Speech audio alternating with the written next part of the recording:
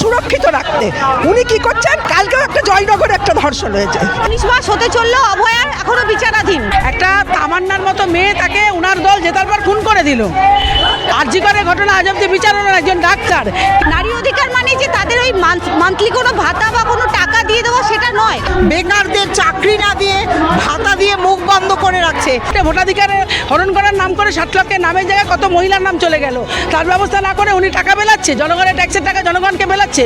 এইভাবে ওই মহিলাদের টাকা দিয়ে সেটা মানুষকে ভোটের জন্য কেনা যায় না। আর ওইরকম উপহার আমরা চাই না। যে মুখ্যমন্ত্রী বলে যে চপ শিল্প বড় শিল্প, তোমরা চপ নিয়ে বসো, সিবিএসসি আইসিএসসি বোর্ডে পড়ে টেকনো ইন্ডিয়ায় পড়ে তারা চাকরি পাচ্ছে না, বলছে চপ শিল্প নিয়ে বসো। এই মুখ্যমন্ত্রীর ইমিডিয়েট সরা উচিত। উনার লজ্জা করে না? উনার তো লজ্জায় মুখ ঢাকা উচিত।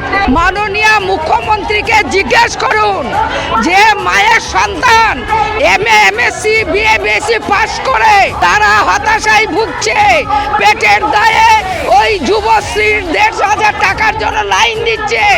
গ্যাসের মূল্য বৃদ্ধি কার সাথে মোদি মমতা জবাব দাও।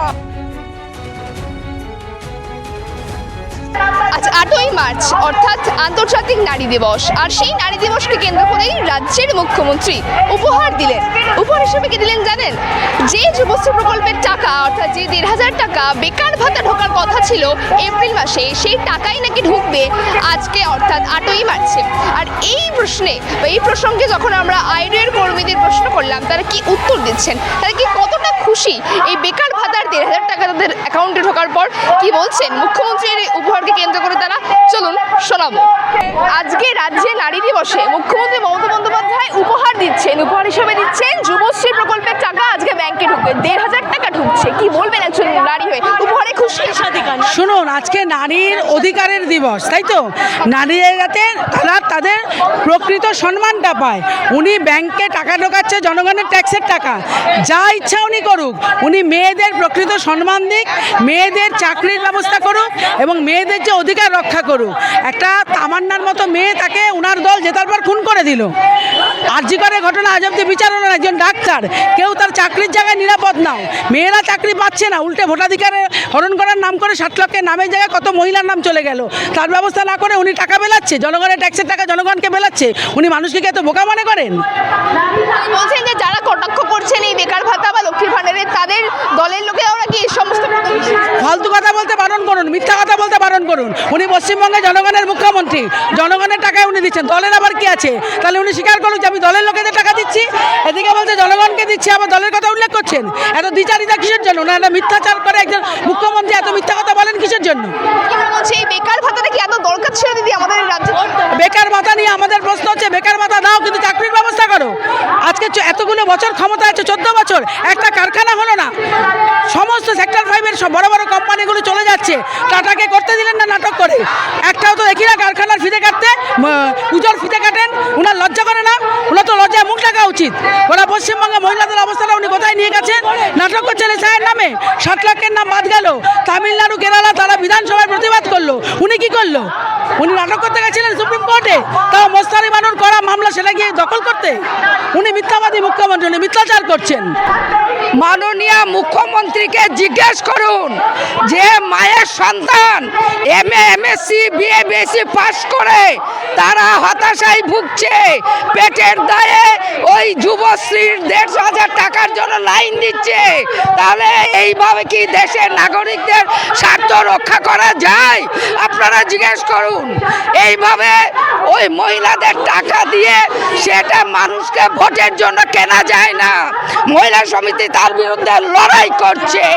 আমরা চাই মহিলা, সাধারণ মানুষ, বেকার, ছাত্র, যুব সবার মর্যাদা অনুযায়ী কর্মসংস্থানের ব্যবস্থা করতে হবে। এটা হচ্ছে নারী দিবসে নারীদের উপহার। নারী দিবসে নারীরা চায় তাদের স্বাধিকার মর্যাদা। তারা ভিক্ষাবৃত্তি করে ওই 1500 টাকা তারা চায় না। এটা নারী দিবসের লজ্জা। নেতা মমতা ব্যানার্জিকে তার জন্য ধিক্কার জানাই। মোটেও আমরা খুশি না।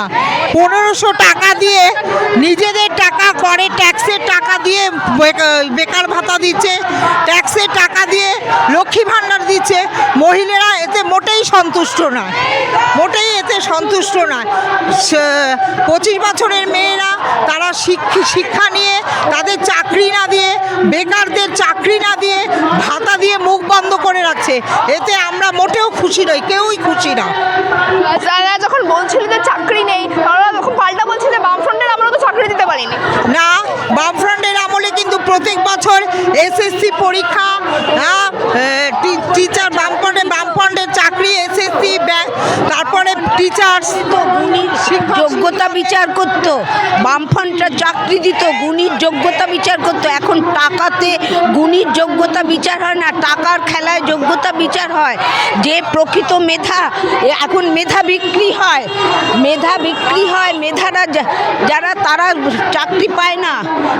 যাদের মমতা বন্দ্যোপাধ্যায় হচ্ছে আজকে নারী দিবসে নারীদেরকে ওই 1500 টাকা দিয়ে নাকি উপহার দিলেন, উপহারে খুশি? একদম না। নারী সমাজ, এই তৃণমূল সমাজে নারী সমাজ, যুব সমাজ সমস্ত ভেঙে পড়েছে, ওদের ভিখিরি করেছে। যে মুখ্যমন্ত্রী বলে যে চপ শিল্প, বড় শিল্প, তোমরা চপ নিয়ে বসো। একজন আইটি সেক্টরে ইয়েতে পড়া একজন ছেলে মেয়ে বড় বড় সিবিএসসি আইসিএসসি বোর্ডে পড়ে, টেকনো ইন্ডিয়ায় পড়ে তারা চাকরি পাচ্ছে না, বলছে চপ শিল্প নিয়ে বসো। এই মুখ্যমন্ত্রীর ইমিডিয়েট সরা উচিত। এই মুখ্যমন্ত্রী বেকার যুব সমাজকে সে অ্যান্টি সোশ্যাল গড়ে তুলছে, অ্যান্টি সোশ্যাল করে তুলছে এবং নারী সমাজকে পুরো পতিতালয়ে যাওয়ার বাধ্য করছে। যে যুবতী তারা অর্থের জন্যে তারা তাদের মানে যে কোনো নোংরা দিকে তারা ছুটে চলেছে। এই মুখ্যমন্ত্রীর নিপাত যাক, আমরা চাই না, চাই না, চাই না। এ আসার পরে আমাদের সমাজ একদম ধুলায় ধূলিসাৎ হয়ে পড়েছে। আমাদের যারা লেখাপড়া মেধাবী তাদের মধ্যে ফ্রাস্ট্রেশন এসে গেছে। তারা কাজেই এই মুখ্যমন্ত্রীকে আমরা চাই না।